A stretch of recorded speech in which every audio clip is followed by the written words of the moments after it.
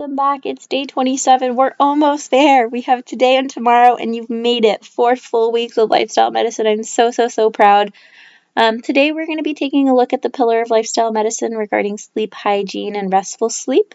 Let's go ahead and get started. So, when we're talking about building a healthy sleep schedule and sleep routine and sleep hygiene, kind of the first thing that we want to do is start during the day. So, our sleep hygiene starts from the moment we wake up the previous day. We want to make sure that we're getting regular exercise. So, engaging in physical activity during the day really allows us to exert our energy, and so we feel tired and we feel sleepy at night, so we're able to fall asleep quickly.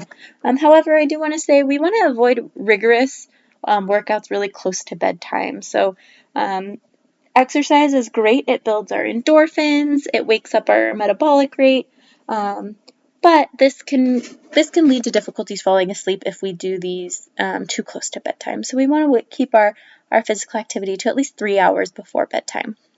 We want to limit our daytime naps. So if we need to nap, keep it short, 20 to 30 minutes. If we're taking a 2-hour, 3-hour nap in the middle of our day, we're going to have a very challenging time falling asleep that night. So we also want to avoid napping kind of too close to bedtime. So again, leaving our naps to about 4 hours before we're trying to go to sleep at least. And then reducing our caffeine consumption, so particularly in the afternoon. And caffeine is something that I want to talk about a little bit in depth here. So what is caffeine? Caffeine is a CNS stimulant.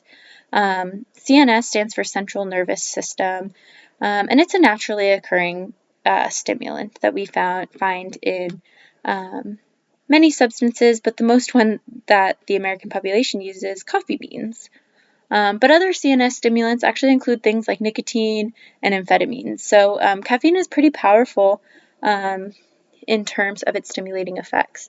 The half-life of caffeine in the average adult is approximately 5 hours, but multiple factors can influence the metabolism and duration of the half-life of caffeine.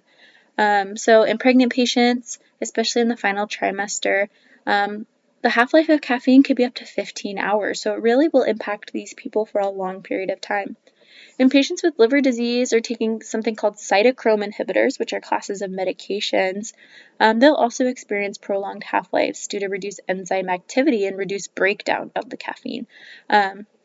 So I was surprised when I learned that caffeine, the half-life is 5 hours, because that's a long time. That means it takes 5 hours for kind of half of the caffeine that you consume to be out of your system. So a lot longer than I had originally anticipated.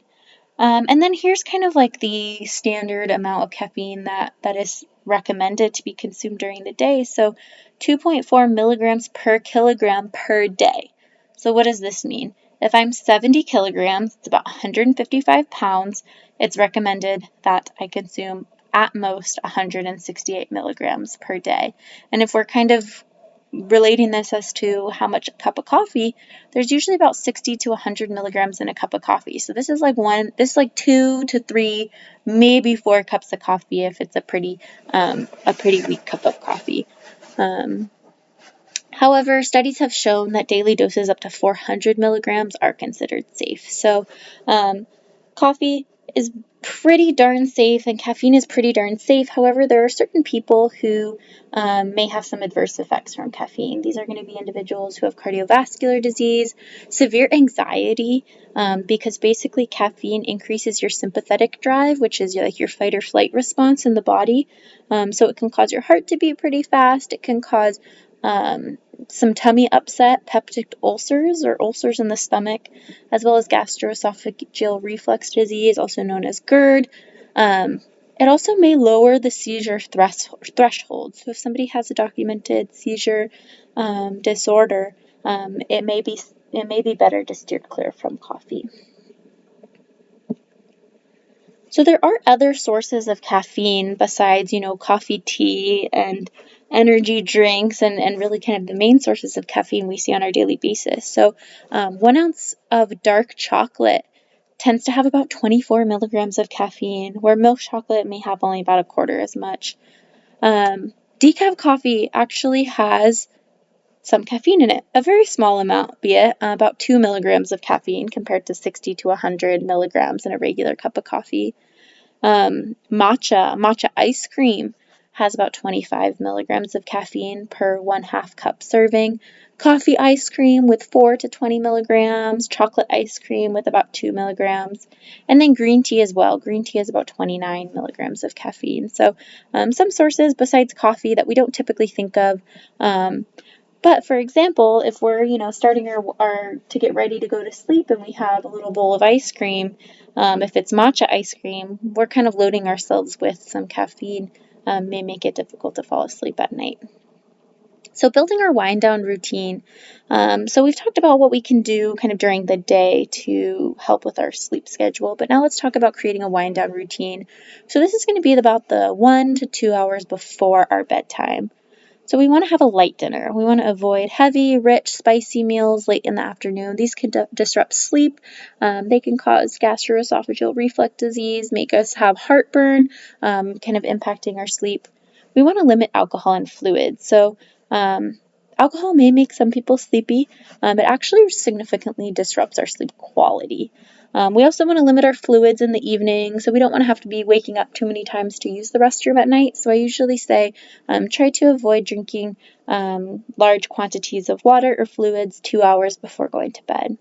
And then we want to establish a relaxing pre-bedtime routine. So engaging in calm activities like reading, meditating, taking a warm bath, some type of routine to get us in the sleepy mindset.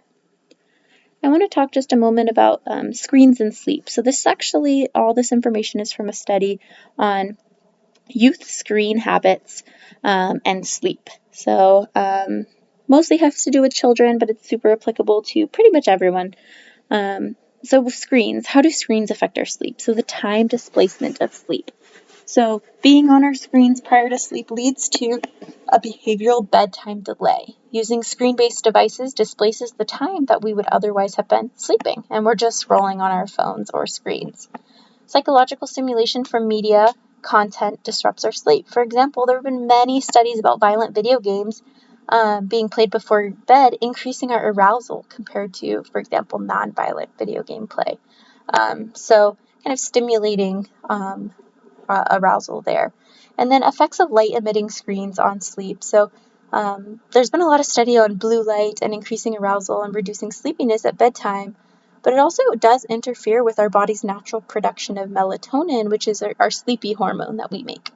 It disrupts our sleep architecture, assessed by polysomnographic evidence. So sleep waves. So it delays our sleep onset. It reduces our stage 3 sleep, which is our deep sleep, which is super important for kind of rejuvenating and regenerating during our nighttime sleep, and also REM sleep, which is when we tend to dream. It also promotes later wake-up time. So especially children, if they're on their phones scrolling till 2 or 3 in the morning, they won't tend to wake up until maybe the early afternoon the following day. So steps to creating a relaxing sleep environment. We want to create a very comfortable sleep space. Our bed, we want it to be supportive, have comfortable pillows, not too many pillows, but just the right amount.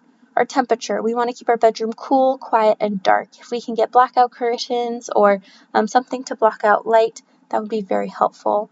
And then for noise, we want to reduce noise disruption. If needed, use earplugs, white noise machines, or fans to block out disruptive sounds.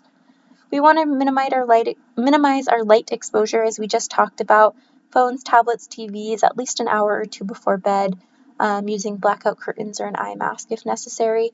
And then also it's really important to limit our bed use. Our bed should be for sleep, and it shouldn't be for much else. So if we're spending lots of time during the day working from home from our beds, or hanging out in our beds during the day, it actually creates a mental connection where your bed is not associated with sleep. So we want to strengthen the mental association between your bed and sleep by limiting our bed use strictly for sleep. So these are just some ideas, and these are my references, but just some concepts about building good sleep hygiene, and I hope that was helpful. All right, everyone, tomorrow is our very last day. So sad, but I appreciate you so much for sticking along with me. I will see you tomorrow.